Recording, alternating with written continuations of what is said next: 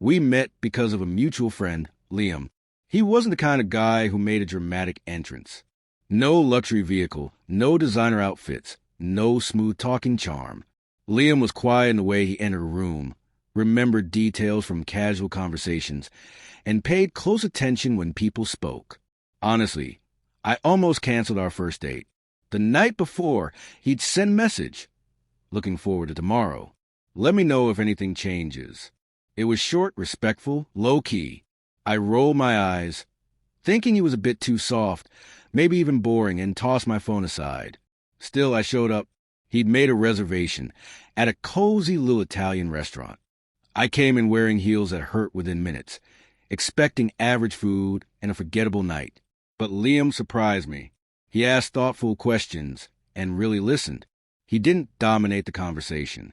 When he noticed I was chilly, he quietly asked the waiter to turn down the fan. It felt effortless, like coming home to comfort after a rough day. No drama, no act, just calm and kindness. Still, I wasn't convinced.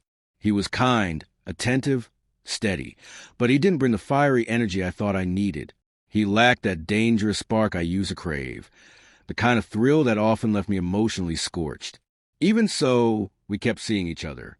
A second date, then a third. I found myself looking forward to his texts, his music recommendations, the way he remembered I liked my coffee with extra cream and no sugar. But I kept a part of myself withdrawn. I wasn't sure I should let someone that dependable get too close. In my mind, love was supposed to feel like fireworks. Liam felt more like a gentle flame.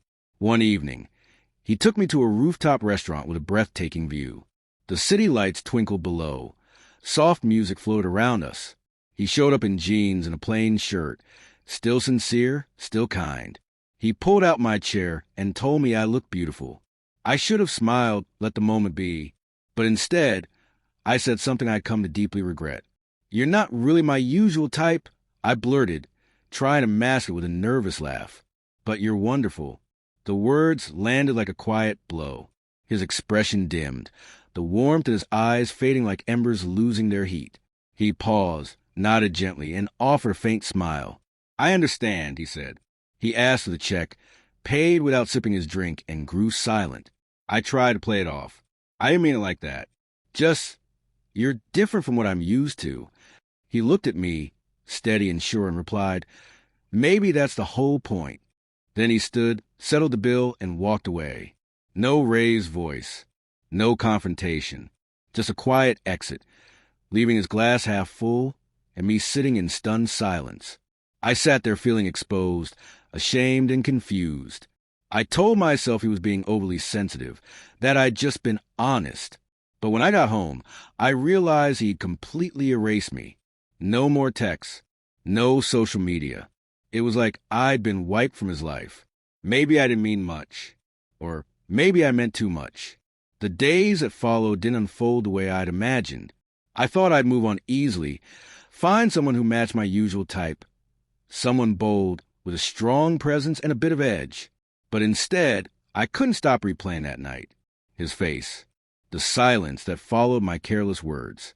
I kept thinking about how he'd shown up, fully, thoughtfully, with patience, and how I'd kept him at a distance. The realization hit hard and deep. I hadn't pushed him away because he was lacking. I pushed him away because I didn't think I was worthy of the kind of steady love he offered. I had mistaken chaos for passion. I confused being ignored with excitement. And when someone came along who actually saw me, I didn't know what to do with it. Liam wasn't my usual type, because my type had always been heartbreak in disguise, someone I had to chase just to feel seen. Liam was consistent, honest, and sincere, and I didn't know how to let him in. So I brushed him off with a smile and essentially said, "You're not enough for me." Weeks later, I saw him from a distance, walking with someone new. She was glowing. He looked relaxed and happy, happier than I'd ever seen him with me. I paused at a corner, pretending to check my phone, my stomach twisted in knots. He didn't notice me. Or maybe he did and decided not to react. That moment cut deeper than I expected. She was probably receiving the love I hadn't been ready to accept. I kept telling myself I'd reach out, apologize, try to explain. But what was there to say? I'd spoken my truth, and he had taken it seriously. And that's the hardest part. Not just that he left, but that he believed me. Words matter, especially the ones we throw out too casually, wrapped in humor. I lost someone rare that night because I was still clinging to an idea of love that never worked for me. He walked away, not out of anger, but because he recognized his own value.